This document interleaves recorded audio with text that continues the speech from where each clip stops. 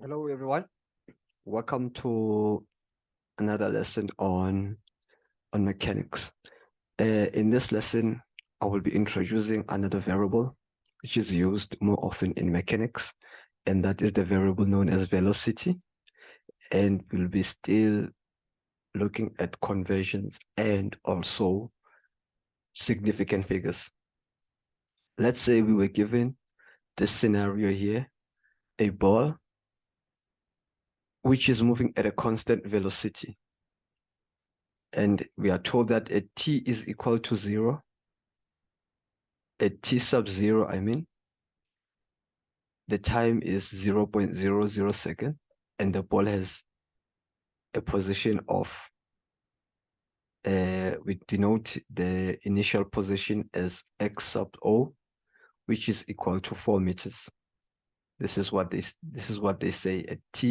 At t sub 0, we have time being 0.00 seconds, and at that time, while this ball is moving at a constant velocity, it has a displacement of 4 meters. In other words, its position from this point, as we measure this point as our reference point, it is at a position of 4 meters, right? And we are told that, and 2.50 minutes later is at the position of 200 meters. Now,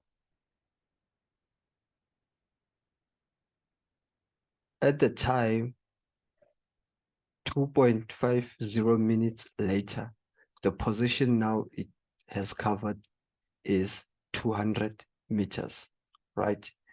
We are asked to determine the velocity of the object. All right, so the diagram tells us the entire information, the whole information, whereby initially the object is found to have covered a distance of 0 meters. In our case here, we represent it as the position covered by the object. So when we are dealing with the position of an object, we need to be careful of the direction. This is our reference point, and when we measure the position from the reference point, it's 4 meters to the right?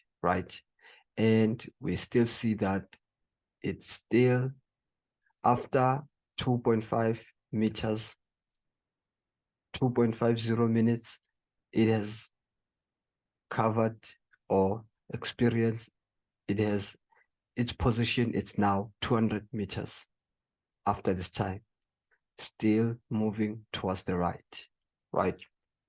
So let's just write down the data, or let me just define what velocity is.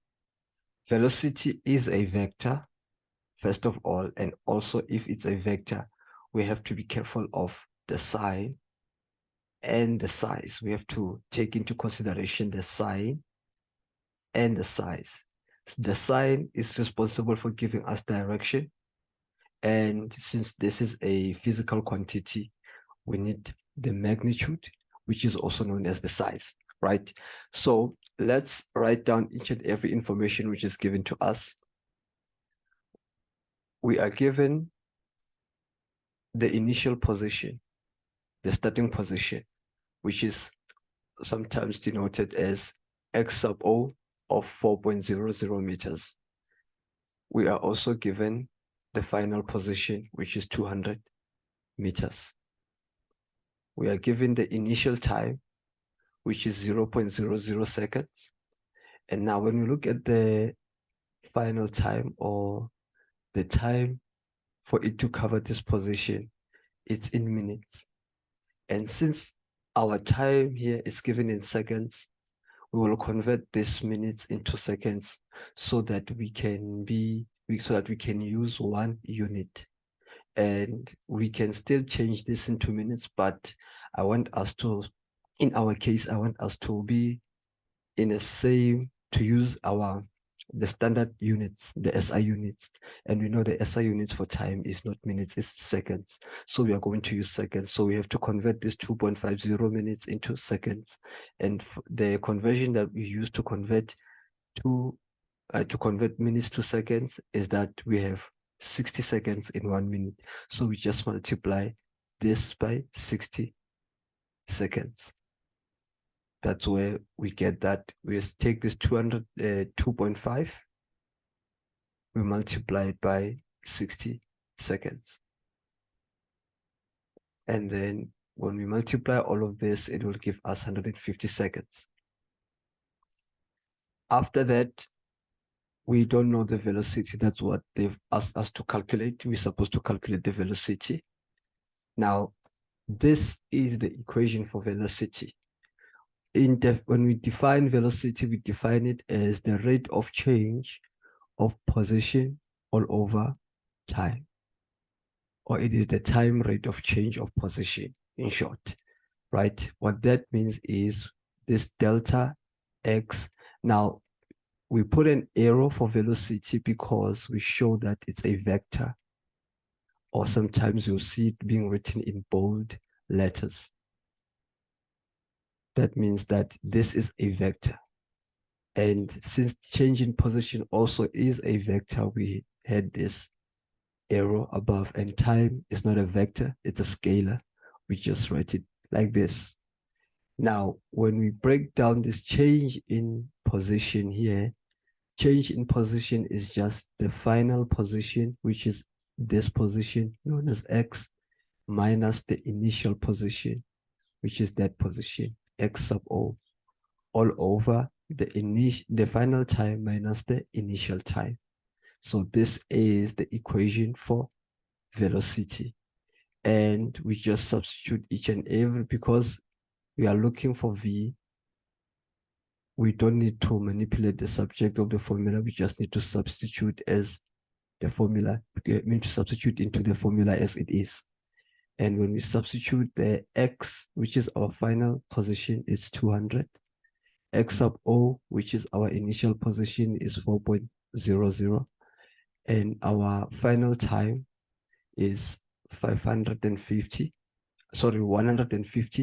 seconds as calculated here, minus 0.00. And then when we look at in terms of significant figures, all these numbers are written in three significant figures. So in other words, our final answer is supposed to be in 3 significant figures. So we have our velocity is going to be 1.31 meters per second to the right. Why did we use this right? Because when you are dealing with vectors, it's always good to assign, to make an indication of direction and give it signs. In our case here, right means positive and left is going to be negative. That's what we are going to use. So since our answer is positive, it means right. If we had a negative answer, it would have been left. Now, as I have stated that since all of these numbers have 3 significant figures, our answer also should be in 3 significant figures. And since this is a vector, it has magnitude, this is the magnitude, and this is the direction.